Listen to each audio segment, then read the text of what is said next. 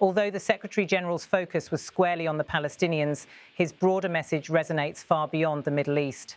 In Africa, conflicts in Sudan and the Sahel rage with little international coordination. In Europe, the war in Ukraine continues to test the UN's relevance. Across Asia, territorial disputes simmer as China asserts itself more aggressively. Guterres' argument is that without a functioning, reformed system of global cooperation, these crises will multiply. His call for multilateral reform is not just institutional housekeeping. It is, in his telling, a matter of global survival. The connection between Gaza and the fate of multilateralism is deliberate. By showing that the failure of international cooperation has left millions trapped in what he calls the worst level of death and destruction, Guterres is attempting to galvanize world leaders to act not only on Palestine, but on the broader architecture of global governance. Part of what makes this interview remarkable is its human tone.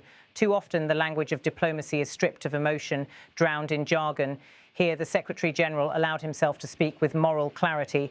By repeating certain phrases, completely destroy Gaza, creeping annexation, totally unacceptable, he hammered home the urgency. By confessing that the current destruction is probably in my life the worst he has ever seen, he reminded the world that behind policy debates are flesh and blood tragedies. As the UN General Assembly opens, the Secretary-General's words will hang heavy in the air.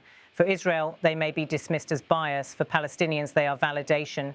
For the broader international community, they are a challenge to decide whether to continue on a path of paralysis or to attempt the difficult work of reform and cooperation.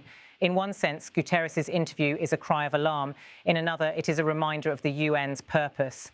In a multipolar world sliding toward conflict, he is urging states not to abandon the only institutions capable of mediating their disputes. The question now is whether anyone will listen.